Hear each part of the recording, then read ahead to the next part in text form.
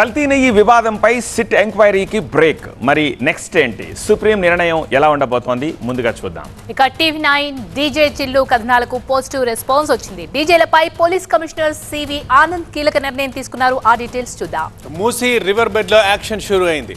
ఓవైపు కూల్చివేతలు, మరోవైపు మాటల మంటలు రేగుతున్నాయి. ఆ డీటెయిల్స్ చూద్దాం. ఏపీలో నూతన మద్యం పాలసీ నోటిఫికేషన్ జారీ అయింది. ఉద్యోగ భద్రత కోసం అవుట్ సోర్సింగ్ సిబ్బంది అంతా రోడ్డెక్కారు. ఆ డీటెయిల్స్ కూడా ట్రాక్ చేద్దాం 585 లో. రాజస్థాన్ లో తెలంగాణ పోలీసుల ఆపరేషన్ కి సంబంధించిన ఫుల్ డీటెయిల్స్ కూడా 585 లో చూద్దాం.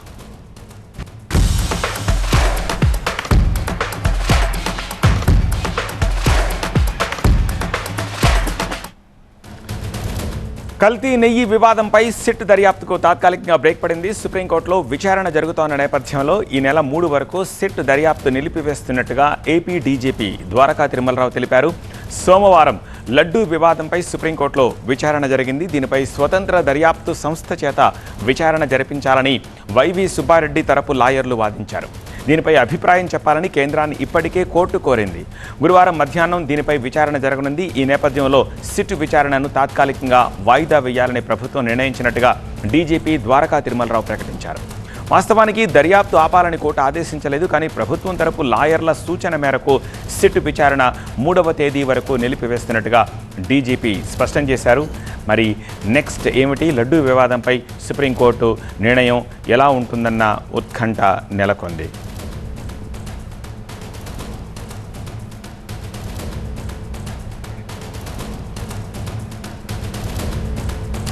తిరుపతి నుంచి మరింత సమాచారం మా ప్రతినిధి రాజు అందిస్తారు. రాజు, డీజీపీ ప్రెస్ మీట్ తర్వాత ఆఫ్ ద కెమెరా కానీ లేకపోతే ఫర్దర్గా కానీ ఈ పర్టికులర్ ఇష్యూకి సంబంధించి ఇంకా ఏమైనా మాట్లాడారు? ఎందుకంటే ఆయన ముక్తసరిగా మాట్లాడి కోర్టులో ఉంది కాబట్టి అపెక్స్ కోర్టులో ఇంతకు మించి మాట్లాడకూడదని చెప్పారు కదా. So of the camera something ఏదైనా జరిగిందా? అంటే డీజీపీ ద్వారకా తిరుమలరావు చాలా స్పష్టంగానే సిట్ దర్యాప్తు తాత్కాలికంగా నిలిపివేస్తున్నట్టుగా స్పష్టం చేసిన పరిస్థితి కనిపిస్తోంది. అయితే దీనికి ప్రధాన కారణము ధర్మాసనం చేసినటువంటి వ్యాఖ్యలు కానీ లేదంటే టీటీడీ తరఫున వినిపించిన వాదనల నేపథ్యంలోనే ఈ రకమైన నిర్ణయాలు తీసుకున్నట్టుగా తెలుస్తుంది. డీజీపీ చాలా స్పష్టంగా చెప్పిన ఒకే ఒక అంశం ఏంటంటే తాత్కాలికంగా నిలిపివేస్తున్నాం. దీనికి కారణాలు అధికారికంగా లేదంటే ఆర్డర్స్ ఏవి కూడా సుప్రీంకోర్టు నుంచి జారీ కాకపోయినా అడ్వకేట్ నుంచి వచ్చినటువంటి సమాచారం మేరకే తాము ఈ నిర్ణయం తీసుకున్నామని చెప్పినారు. అంటే 3వ తారీఖు వరకు ఎలాంటి విచారణ చేపట్టే అవకాశం లేనట్టుగానే స్పష్టమవుతుంది. అయితే సిట్ దర్యాప్తు అయితే ఇప్పటికే ప్రారంభమైంది. ఈ 3 రోజులు జరిగినటువంటి దర్యాప్తుకు సంబంధించిన వివరాలన్నీ కూడా తన భేటీలో చాలా స్పష్టంగానే సిట్ బృందం తెలియజేసిందని చెప్పాడు. మరోవైపు కల్తీ నెయ్యికి సంబంధించినటువంటి కేసు నమోదైంది కాబట్టి దీని పట్ల చాలా పారదర్శకంగానే కేసు విచారణ కొనసాగుతుంది. ఇందులో ఎవరికి ఏ రకమైన అనుమానాలు అక్కర్లేదు అని చెబుతూనే ఆయన చెప్పిన విషయం మాత్రం ఖచ్చితంగా ప్రస్తుతానికైతే తాత్కాలికంగా నిలిపివేస్తున్నట్టుగానే నిర్ణయం తీసుకున్నట్టుగానే తెలుస్తోంది. అయితే 3వ తారీఖు తర్వాత సుప్రీంకోర్టులో విచారణలు లేదంటే టీటీడీ తరఫున లూద్రా వినిపించే వాదనలను బేస్ చేసుకునే సిట్ కొనసాగుతుందా లేదా అన్న విషయం అయితే స్పష్టమవుతుంది. అయితే ఇప్పటి వరకు కూడా కల్తీ నెయ్యిపై తిరుపతి ఈస్ట్ పిఎస్లో నమోదైన కేసును సిట్కు వేశాము, ఆ సిట్కు బదలాయించాము. సిట్ చాలా వేగవంతంగానే దర్యాప్తు చేస్తుంది. ప్రాథమిక స్థాయికి అంటే క్షేత్రస్థాయిలో విచారణ చేపడుతుంది కాబట్టి కొన్ని ఆధారాలను ఇప్పటికే సేకరించింది. కోర్టు పరిధిలో ప్రస్తుతం ఉంది కాబట్టి దీని గురించి ఎక్కువగా మాట్లాడితే అది ఉల్లంఘన అయ్యే అవకాశం ఉంటుంది. కాబట్టి ఎట్టి పరిస్థితుల్లో మీడియా ప్రతినిధులు అడిగినప్పుడు సమాధానాలు కూడా చాలా దాటవేసే ప్రయత్నం చెప్పకపోయినా తాత్కాలికంగా నిలిచిపోయిస్తున్నట్టు మాత్రమే చాలా స్పష్టంగా చెప్పిన పరిస్థితి కనిపిస్తోంది. మరి ఇప్పుడు డీజీపీ తిరుమలరావు చెప్పిన ప్రకారము ఇప్పటి వరకు కూడా 3 రోజులుగా సిట్ ఇక్కడ ఉంది. 4వ రోజు ఎలాంటి విచారణ చేయట్లేదు. కానీ ఈ 3 రోజులు జరిగిన దానిపై గ్రౌండ్ వర్క్ చేస్తున్నట్టుగా తెలుస్తుంది. 3వ తారీఖు తర్వాత యాక్టివ్గా ఉండబోతుందా లేదా అన్న విషయం అయితే స్పష్టమయ్యే అవకాశం అయితే ఉంటుంది. రైట్ రాజు. సెకండ్ న్యూస్ చూస్తే డీజే సౌండ్ పొల్యూషన్ పై టీవీ9 ప్రసారం చేసిన కథనాలకు పాజిటివ్ స్పందన వచ్చింది. డీజే చిల్లు పేరుతో ప్రసారమైన కథనాలకు పోలీస్ డిపార్ట్మెంట్ స్పందించింది. ఊరేగింపులు, వేడుకల సందర్భంగా విపరీత శబ్ద కాలుష్యానికి దారితీస్తున్న డీజేలపై పోలీస్ కమిషనర్ సివి ఆనంద్ కీలక నిర్ణయం తీసుకున్నారు. హైదరాబాద్లో డీజేలపై నిషేధం విధించినట్టు తెలిపారు. మతపరమైన ర్యాలీల్లో డీజే ఉపయోగించరాదు అని అన్నారు. సౌండ్ సిస్టమ్ పరిమితి స్థాయిలో అనుమతిస్తామని, దానికి కూడా పోలీసుల అనుమతి తప్పనిసరి అని చెప్పారు. మతపరమైన ర్యాలీలో బాణాసంచా కాల్చడం కూడా నిషేధిస్తున్నట్లు తెలిపారు. నిబంధనలు ఉల్లంఘిస్తే 5 ఏళ్ల జైలు శిక్ష, ₹1,00,000 జరిమానా విధిస్తామని హైదరాబాద్ సిపి ఆనంద్ హెచ్చరించారు.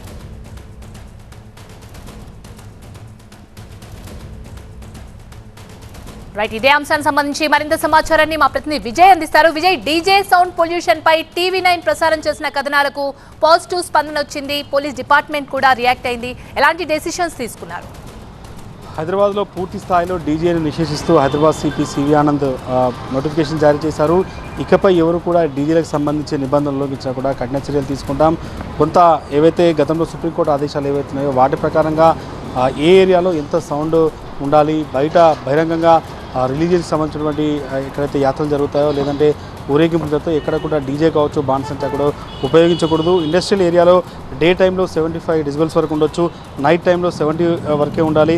కమర్షియల్ ఏరియాలో 65 డెసిబెల్స్ వరకే డే టైంలో ఉండాలి, నైట్ 55 వరకు ఉండాలి. రెసిడెన్షియల్ ఏరియాలో ఉదయం 6 గంటల నుంచి రాత్రి 10 గంటల వరకు కేవలం 55 డెసిబెల్స్ మాత్రమే ఉండాలి. రాత్రిపూట 10 గంటల నుంచి ఉదయం 6 గంటల వరకు 45 డెసిబెల్స్లో ఉండాలి. సైలెన్స్ జోన్లో ఎటుపస్లో 50 డెసిబెల్స్ వరకే ఉండాలన్నది కొంత ఈ డెసిబెల్స్ ఎక్కడెక్కడైతే సౌండ్ ఉండాలన్న దానికి సంబంధించి కొన్ని ఆదేశాలు కూడా ఇచ్చారు. దాంతోపాటుగా ఎస్పెషల్లీ ఒకవేళ హైదరాబాద్లో రానున్న కాలంలో ఎవరైనా ఈ డీజే సంబంధించి కావచ్చు లేకపోతే బాణసంచా విషయంలో ఎవరైతే నిబంధనలు ఉల్లంఘిస్తారో వాళ్ళ పట్ల కఠిన చర్యలు తీసుకుంటాం. పదే ఉల్లంఘనలు పాల్పడితే అవసరమైతే ప్రతిరోజు ₹5,000 చొప్పున ఫైన్ వేస్తాం. ఒకవేళ ప్రతిసారి ఇదే రకంగా పాల్పడితే ₹1,00,000 జరిమానాతో పాటుగా 5 సంవత్సరాల జైలు శిక్ష పడుతున్నది. ఈ బిఎన్ఎస్ చట్టంలోని కొన్ని సెక్షన్ల ఆధారంగా ఇప్పటికే సుప్రీంకోర్టు కొన్ని గైడ్లైన్స్ ఇచ్చింది కాబట్టి వాటి ప్రకారంగా హైదరాబాద్లో డీజేను పూర్తి స్థాయిలో నిషేధించినట్టు చెప్పారు. దాంతోపాటుగా ఈ సౌండ్ పొల్యూషన్కి సంబంధించి ఎక్కడైతే పబ్స్ కావచ్చు లేకపోతే హోటల్స్ నుంచి వస్తున్నటువంటి సౌండ్ విషయంలో కూడా గతంలో అనేక పబ్స్ పైన కంప్లైంట్ వచ్చాయి కాబట్టి దీంతో హైదరాబాద్లో కమర్షియల్ ఏరియా కావచ్చు, రెసిడెన్షియల్ ఏరియాలో ఖచ్చితంగా సౌండ్ డిజిబిలిటీస్ అనేది ఖచ్చితంగా పాటించాలి. వాటిని ఎవరైతే పాటించారో వాళ్ళ పట్ల కఠినంగా ఉంటాం. ఇప్పటికే డీజేకి సంబంధించి అన్ని పార్టీలకు సంబంధించినటువంటి హైదరాబాద్లో ఉన్న అన్ని పార్టీల అభిప్రాయం తీసుకున్నారు. ఒక రౌండ్ టేబుల్ మీటింగ్ పెట్టి మరి హైదరాబాద్ సిపి సివి ఆనంద్ అందరూ ఒపీనియన్ తీసుకున్న తర్వాత ఈరోజు నోటిఫికేషన్ జారీ చేశారు. ఎట్టి పరిస్థితుల్లో డీజేకి సంబంధించి ఎలాంటి ఉల్లంఘన చేపట్టినా కూడా కఠిన చర్యలు తీసుకుంటాం, అటు ఫైన్ విధిస్తాం, అవసరమైతే జైలు కూడా పంపిస్తామనే విధంగా నోటిఫికేషన్ రిలీజ్ అయింది. మొత్తం 4 పేజీలతో కూడిన నోటిఫికేషన్ అయితే హైదరాబాద్ సిపి రిలీజ్ చేశారు. ఈ రోజు నుంచే ఈ ఆర్డర్స్ అన్ని కూడా వర్తిస్తాయి. ఎవరు కూడా డీజే విషయంలో కావచ్చు, బాణసంచా విషయంలో ఈ రిలీజియస్ కార్యక్రమాలు అంటే దేవునికి సంబంధించిన కార్యక్రమాలు కావచ్చు, ఊరేగింపులు ఎట్టి పరిస్థితుల్లో ఉపయోగించాలన్నది చాలా స్పష్టంగా నోటిఫికేషన్లో పేర్కొన్నారు. ఇవి ఉల్లంఘిస్తే మాత్రం కఠిన చర్యలు తీసుకుంటామని మాత్రం హైదరాబాద్ సిపి హెచ్చరిస్తున్నారు. Right, thank you Vijay. Musi river బెడ్లో యాక్షన్ పార్ట్ స్టార్ట్ అయింది. నదీ పరివాహక ప్రాంతంలోని ఇళ్లను Musi river front development corporation కూల్చేస్తోంది. చాదర్ఘట్లోని మూసానగర్, రసూల్పురాలో అధికారులు కూల్చివేతలు చేపట్టారు. స్వచ్ఛందంగా ఖాళీ చేసిన వారి ఇళ్లను నేలమట్టం చేస్తున్నారు. ఇరుకు సందులు కావడంతో బుల్డోజర్లు వెళ్లే పరిస్థితి లేక కూలీల్ని పెట్టి పని కానిస్తున్నారు. నిర్వాసితుల్ని ఇప్పటికే చంచల్గూడ డబుల్ బెడ్రూమ్ ఇళ్ల సముదాయానికి తరలించారు. మరికొంతమందిని తరలించేందుకు ఇళ్లలోని సామగ్రి తీసుకెళ్లేందుకు అధికారులు వాహనాలను ఏర్పాటు చేశారు. అది పూర్తయితే బుల్డోజర్లతో పూర్తిగా నేలమట్టం చేస్తారు. అయితే మూసీ ప్రక్షాళనపై అధికార విపక్షాల మధ్య మాటల యుద్ధం జరుగుతోంది. ఇక మరింత సమాచారం మా ప్రతినిధి లక్ష్మీకాంత్ అందిస్తారు. లక్ష్మీకాంత్, అధికార విపక్షాల మాటల మధ్య ఎట్టకేలకు రేవంత్ రెడ్డి సర్కార్ అనుకున్నట్టునే సీఎం రేవంత్ రెడ్డి ప్రతిష్టాత్మకంగా చేపట్టినటువంటి మూసీ సుందరీకరణ సంబంధించిన ప్రాజెక్టులో ఈరోజు చాదర్ ఘాట్ నుంచి శ్రీకారం చుట్టినట్లు చెప్పొచ్చు. మనం చూడొచ్చు, నా బ్యాక్గ్రౌండ్ మూసీ నది ఉంది, మళ్ళీ లెఫ్ట్ సైడ్ చూసుకుంటే ఇక్కడ చాదర్ ఘాట్ రసూల్పూర్ ఏరియా అంటారు. ఈ ఏరియాలో ఇక్కడ మొత్తం కూడా దాదాపు 135 ఇళ్లను ఐడెంటిఫై చేశారు. మనం చూసిన ఒక ఫ్యామిలీకి ఆల్రెడీ వాళ్ళ విల్లింగ్నెస్ తీసుకొని వారందరూ కూడా ఆర్బీఎక్స్ అని గోడలపైన ఏదైతే మొత్తం రెడ్ మార్క్ వేశారో ఆ ఇళ్లను మొత్తం కూడా అక్కడ ఉన్నటువంటి స్థానికులను ఒప్పించి వాళ్ళని మెప్పించి డబల్ బెడ్రూమ్ను చెంచల్గూడ ఆ ప్రాంతంలో కేటాయించి వారందరినీ కూడా క్షేమంగా ప్రభుత్వం ఏర్పాటు చేసినటువంటి వాహనాల్లో తరలిస్తున్నారు. మనం ఇంకోసారి చూసుకోవచ్చు, ఇక్కడ సైడ్ ఉన్నటువంటి ఇక ఆ కాళికా అమ్మవారి టెంపుల్ ఇది. ఈ టెంపుల్ అమ్మవారిలో ఒక షెడ్ను కూడా కూల్చేశారు వాళ్ళ విల్లింగ్తో. సో ఇక్కడ మొత్తం కూడా ఎంఐఎం ప్రాబల్యం ఉన్నటువంటి మల్క్పేట్ నియోజకవర్గం, ఇక్కడ ఎంఐఎం ఎమ్మెల్యే బలాలో ఉంటారు. వారు మొత్తం కూడా ఒప్పించి మెప్పించి ఒక అండర్స్టాండింగ్ వచ్చి మొత్తం మీద వీళ్ళను తరలించే కార్యక్రమం జరిగిందని చెప్పొచ్చు. అయితే ఇక్కడ మొత్తం ఈ ప్రాజెక్టుకి సంబంధించిన మొత్తం చూస్తే ఈ మా బ్యాక్గ్రౌండ్లో ఉన్నటువంటి మూసీ నది ఈస్ట్ వెస్ట్ కారిడార్ పేరుతో దాదాపు 55 కిలోమీటర్ల పొడవున ఈస్ట్ వెస్ట్ కారిడార్ను డెవలప్ చేయాలన్నది మూసీ సుందరీకరణ ప్రాజెక్టులో పెట్టుకున్న మొదటి లక్ష్యం. ఆ తర్వాత ఇదే మూసీ రివర్ బెడ్ వెంట కూడా 55 కిలోమీటర్ల పొడవున, అంటే రైట్ లెఫ్ట్ చూసుకుంటే దాదాపు 55 అంటే చూసుకుంటే 110 కిలోమీటర్లు రైట్ అండ్ లెఫ్ట్లో మొత్తం అక్కడక్కడ అమ్యూజ్మెంట్ పార్కులు, అదేవిధంగా పర్యాటకంగా తీర్చిదిద్దాలన్నది రెండో లక్ష్యం. మూడోది వచ్చేసి గోదావరి జలాలను మొత్తం కూడా ఈ మూసీ రివర్లోకి జంట జలాశయాలైన ఉస్మాన్ సాగర్, హిమాయత్ సాగర్లకు తరలించి అక్కడి నుంచి మూసీ రివర్ బెడ్లో గోదావరి జలాలను మళ్లించి పూర్వ వైభవం మూసీ నదికి తీసుకురావాలన్నది ప్రధాన లక్ష్యం పెట్టుకున్నారు. అయితే ఈ మూసీ నదికి సంబంధించిన మురికి నీళ్లు లేకుండా ఎస్టీపీ ప్లాంట్ అని మొత్తం కూడా ఇక్కడ ఏర్పాటు చేసి మురికి నీరు మొత్తం కూడా ట్రీట్ చేసిన తర్వాత శుద్ధమైన జలాలను మాత్రమే ఇక్కడ నదిలో వదిలే విధంగా మూసీలో అంత టార్గెట్ పెట్టుకొని సుందరీకరణ పనుల్లో భాగంగా మొత్తానికైతే ముందడిగేసింది రేవంత్ రెడ్డి సర్కార్. అయితే ఈ పనులకు సంబంధించి కూల్చివేతలకు సంబంధించి ఇప్పటి వరకు మూసీ రివర్ వెంట దాదాపు 10,000 ఇండ్లు ఉన్నట్టుగా గుర్తించారు అధికారులు.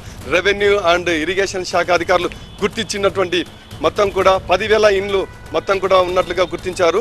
అయితే ఇప్పటి వరకు ఈ ప్రాంతంలో మొత్తం 138 ఇండ్లకు మార్క్ వేశారు. దానికి సంబంధించి ఈ ఇండ్లకు మొత్తం కూడా ఒప్పించి మెప్పించి వాళ్ళని డబుల్ బెడ్రూమ్లు కేటాయించిన ప్రాంతానికి తరలిస్తున్నారు. అయితే ఈ మొత్తం ఎపిసోడ్ ఇలా ఉంటే, మరోవైపు ఇక్కడ బీఆర్ఎస్ పార్టీ నుంచి, అదేవిధంగా బీజేపీ పార్టీ నుంచి, ఎంఐఎం పార్టీల నుంచి, అదేవిధంగా మిగతా స్థానికంగా మొత్తం కూడా ప్రభుత్వం తీరును తప్పుపడుతున్నారు. మూసి వెంట ఉన్నటువంటి ఏదైతే పరివాహక ప్రాంతాల్లో పేదల ఇళ్ళు, మధ్యతరగతి ఇళ్ళు కూల్చకూడదంటూ పెద్ద ఎత్తున ఆందోళనలో భాగంగా ఈరోజు BRS party working president KTR కూడా మొత్తం ఆ ప్రాంతాలకు విజిట్ చేశారు. రెండో రోజు కూడా మొదటి రోజు రాజేంద్ర నగర్ విజిట్ చేశారు. రెండో రోజు ఇక్కడ ఉన్నటువంటి తులసిరామ్ నగర్ విజిట్ చేసి ఆ ప్రాంతాల్లో మొత్తం కూడా వారికి భరోసా కల్పిస్తాం, ఎటువంటి పరిస్థితుల్లో తమ ఇళ్లను కూల్చివేం, మేమే అడ్డుకుంటాం అని భరోసా ఇస్తూ రేవంత్ రెడ్డి కాదు, రేవంత్ రెడ్డి తాత వచ్చినా ఎవ్వరేం చేయలేరంటూ బలమైన కామెంట్లు చేస్తూ విమర్శలు చేశారు. రేవంత్ రెడ్డి సర్కార్ తీరు పైన మొత్తం కూడా తప్పుపడుతుంది. ఇది ఈ ఎపిసోడ్ ఇలా ఉంటే, మరోపు స్థానిక మల్క్పేట ఎమ్మెల్యే బలాలా కూడా అయితే ఇంకో విమర్శ చేస్తున్నారు. ఈ మూసీ రివర్కి సంబంధించిన ఎఫ్టీఎల్ బఫర్ జోన్లను ఎలా కేటాయించారు, ఎలా విధంగా ఎవరు సర్వే చేశారు, ఏ అధికారులు వచ్చి సర్వే చేశారు, ఎంతవరకు మొత్తం కూడా ఐడెంటిఫై చేశారన్నది అధికారిక లెక్కలు ఎవరికి కూడా చెప్పకుండా ఎలా సర్వే చేశారన్నది ఒక బలమైన కామెంట్ వినిపిస్తున్నారు.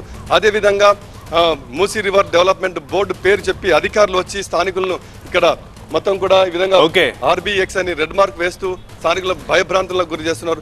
ఈ మొత్తం దానికి సంబంధించి ఇలా ఉంటే, మరోవైపు మంత్రి కోమటిరెడ్డి కూడా కీలక వ్యాఖ్యలు చేశారు. నల్గొండ జిల్లాకు సంబంధించిన ప్రజలపైన కక్ష కట్టుకున్నారు, మాపై ఎందుకు ఇలా కామెంట్ చేస్తున్నారు అని చెప్తున్నారు.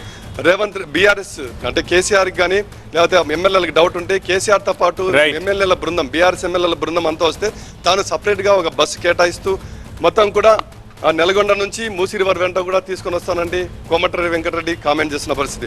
సో మొత్తం మీద వివాదాల నడుమ ఎట్టకేలకు రేవంత్ రెడ్డి సర్కార్ అనుగుణంగానే సుందరీకరణ పనులకు శంకుస్థాపన చేస్తూ ఈరోజు శ్రీకారం చుట్టారని చెప్పొచ్చు చాదర్ఘాట్ నుంచి. రైట్ లక్ష్మీకాంత్.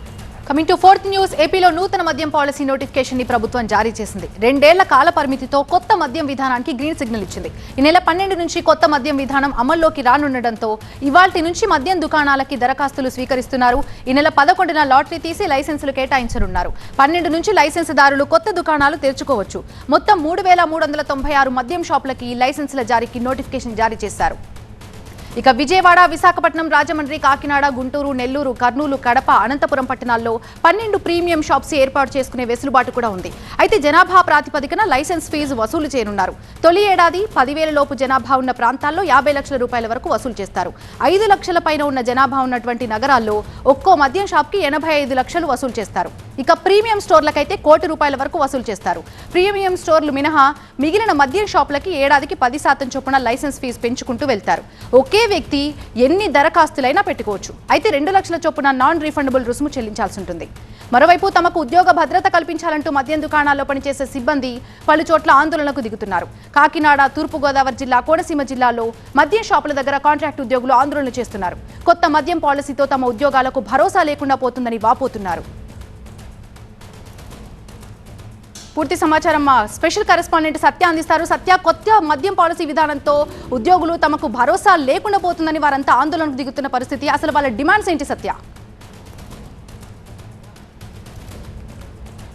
అంటే ఒక పక్క ఏపీ మద్యం పాలసీని తీసుకొచ్చినప్పటికీ కూడా ప్రస్తుతం తూర్పుగోదావరి జిల్లా కాకినాడ కోనసీమలో మద్యం షాపులో పనిచేసే సిబ్బంది గత నెల రోజుల నుంచి కూడా ఆందోళన వ్యక్తం చేస్తున్నారు. ప్రస్తుతం రాజమండ్రి మద్యం షాప్ వద్ద ఉన్నాము. ఇక్కడ ఏదైతే కొత్త పాలసీకి సంబంధించినటువంటి విధానాన్ని అమల్లోకి వచ్చినప్పటికీ అంటే పేదలను దృష్టిలో పెట్టుకుని 99 రూపాయలకే క్వార్టర్ బాటిల్ ఇచ్చే విధంగా కూడా ప్రభుత్వం నిర్ణయం తీసుకుంది. మరోపక్క ఉద్యోగులు దాదాపుగా రాష్ట్ర వ్యాప్తంగా 15,000 మంది పైగా ఉద్యోగులు ఉంటే అందులో కొంతమంది కాంట్రాక్ట్ ఉద్యోగులు కూడా బీటెక్లు డిగ్రీలు చదువున్న మమ్మల్ని ఆదుకోవాలంటూ కూడా డిమాండ్ చేస్తున్నారు. ప్రస్తుతం ప్రీమియం షాపులతో పాటు స్థానిక షాపులు కూడా ఈ నెల 11 లాటరీ పద్ధతి తీసి 12వ తారీఖు నుంచి ఈ షాపులను కూడా కేటాయించబోతున్న నేపథ్యంలో అందరూ కూడా 2 లక్షల రూపాయల చొప్పున ఈ దరఖాస్తులు చేసుకున్న 2 లక్షలు నాన్ రిఫండబుల్ కింద వస్తుంది. ప్రస్తుతం స్థానికంగా ఉన్నటువంటి ఉద్యోగులు ఇక్కడ ఉన్నారు. వైన్ షాపులు ఉదయం నుంచి కూడా మొత్తం క్లోజ్ చేసి ధర్నా చేపట్టడంతో మద్యం బాబులంతా కూడా షాపుల దగ్గరకు వచ్చి నిరాశగా వినుదిరుగుతున్నారు. మీ డిమాండ్స్ ఏంటి? మద్యం షాపులకు వచ్చేటువంటి మద్యం బాబులు ఏమో తిరిగి వెళ్ళిపోయి వాళ్ళు ఆవేదన వ్యక్తం చేస్తున్నారు. ఒక పక్క కొత్త మద్యం పాలసీ వచ్చింది కదా. సార్ నమస్తే సార్, నా పేరు వర్మ. మేము గత 5 సంవత్సరాల నుంచి కూడా ప్రభుత్వ మద్యం దుకాణాల్లో సేల్స్ మ్యాన్ మరియు సూపర్వైజర్ కింద మా విధుల్ని మేము నిర్వహించడం జరుగుతుంది. గత ప్రభుత్వం మమ్మల్ని అందరినీ కూడా పేపర్ నోటిఫికేషన్ ద్వారా జిల్లా కలెక్టరేట్ ఆఫీసుల్లో మమ్మల్ని అనేటువంటిది రిక్రూట్ చేసుకోవడం జరిగింది. గత 5 సంవత్సరాల నుంచి కూడా మేము ఉద్యోగం చేయడం జరుగుతుంది. కరోనా లాంటి పాండమిక్ సమయంలో కూడా మేము రాష్ట్రానికి ఎంతో ఆదాయం తేవడంలో ప్రముఖ పాత్ర వహించినటువంటి డిపార్ట్మెంట్లో మేము ఇప్పుడు షాపుల్లో పనిచేసే ఉద్యోగులకి కొత్త పాలసీ విధానంలో ఎలాంటి భరోసా ఇవ్వలేదు మీకు? సార్ గవర్నమెంట్ నుంచి మా బాధ అదే సార్. మాకు గడిచిన 5 సంవత్సరాల నుంచి కూడా మేము ఎంతో కష్టపడి పనిచేసినప్పటికీ కూడా కరోనా లాంటి పాండమిక్ సమయంలో కూడా మా ప్రాణాలు సైతం మేము లెక్క చేయకుండా గవర్నమెంట్ ఖజానా నింపేటువంటి ఉద్దేశంతో మా యొక్క ఉద్యోగాలు మేము చేసినప్పటికీ కూడా ఉద్యోగులు ఉంటారు. 3 తూర్పుగోదావరి జిల్లా పోతే రాష్ట్ర వ్యాప్తంగా ఎంతమంది ఉద్యోగులు ఉన్నారు? ఏం డిమాండ్ చేస్తారు సార్? మొత్తం రాష్ట్ర వ్యాప్తంగా చూసుకుంటే మేము సేల్స్ మ్యాన్ మరియు సూపర్వైజర్లు 13,000 మంది ఉన్నాం సార్. అండ్ వాచ్మెన్తో కలుపుకుంటే కనుక 15,000 మంది ఉన్నాం సార్. మరి ఈరోజు గవర్నమెంట్ కొత్త ప్రైవేటీకరణ అనేటువంటి అంశంతో ముందుకు రావడం జరిగింది. మాకు ప్రైవేట్ యొక్క బార్లు రావడం వల్ల మాకు ఎటువంటి అభ్యంతరం లేదు, కానీ మా యొక్క ఉద్యోగ భద్రత విషయంలో గవర్నమెంట్ వెంటనే స్పందించి మమ్మల్ని వివిధ అవుట్ సోర్సింగ్ జిల్లా కలెక్టర్ దృష్టికి తీసుకెళ్లారా? స్థానిక మంత్రి దృష్టికి తీసుకెళ్లారా? తీసుకెళ్ళాం సార్. ఆల్రెడీ జిల్లా కలెక్టర్ గారిని కలవడం జరిగింది, సీఎం గారిని 2 సార్లు కలవడం జరిగింది, డిప్యూటీ సీఎం గారిని 4 సార్లు కలవడం జరిగింది. అయినా మాకు వాళ్ళ దగ్గర నుంచి ఎటువంటి స్పందన కూడా రాకపోవడం వల్ల మేము చాలా బాధగా ఉన్నాం. సో మాకు ఆల్టర్నేట్గా దేంట్లో కానీ ఆల్టర్నేట్గా మాకు వేరే దాంట్లో ఉద్యోగం కల్పించాలని కోరుతున్నాం. ఇది ప్రస్తుతం వీళ్ళంతా కూడా ఆయా వైన్ షాపుల్లో పనిచేసే సిబ్బంది గత 5 ఏళ్లుగా పనిచేస్తాము, మాకు ఏదైనా భరోసా కల్పించండి, ఉద్యోగం కల్పించండి. దాదాపుగా 18 ఏళ్ళ నుంచి 20,000 రూపాయల వరకు కూడా జీతం ఆర్జిస్తున్నప్పటికీ ఇప్పుడు ప్రభుత్వం ఏ విధానం తీసుకోవడంతో రోడ్డును పడతాం అనేది మాత్రం వీళ్ళంతా ఆవేదన వ్యక్తం చేస్తున్న పరిస్థితి ఇక్కడ ఉంది రాజమండ్రిలో. Thank you Satya, thanks for the updates. Rajasthan లో తెలంగాణ సైబర్ సెక్యూరిటీ బ్యూరో పోలీసులు భారీ ఆపరేషన్ నిర్వహించారు. వివిధ రూపాల్లో నేరాలకు పాల్పడిన 27 మంది సైబర్ నేరగాళ్లను అరెస్ట్ చేశారు. నిందితుల నుండి భారీగా బ్యాంక్ చెక్ బుక్స్ ను స్వాధీనం చేసుకున్నారు. రాజస్థాన్ నుండి సైబర్ నేరాలకు పాల్పడుతున్నారు ఈ సైబర్ నేరగాళ్లు. తెలంగాణలో 200కు పైగా సైబర్ నేరాలకు పాల్పడింది రాజస్థాన్ ముఠా. దీంతో తెలంగాణ సైబర్ సెక్యూరిటీ పోలీసులు సైబర్ నేరస్తులను పట్టుకునేందుకు రాజస్థాన్ వెళ్లారు. అరెస్ట్ అయిన 27 మంది తెలంగాణ వ్యాప్తంగా 189 కేసుల్లో నిందితులుగా ఉన్నారు. వీరిపై దేశవ్యాప్తంగా 2,223 కేసులు నమోదయ్యాయని సైబర్ సెక్యూరిటీ డైరెక్టర్ శిఖా గోయల్ వెల్లడించారు.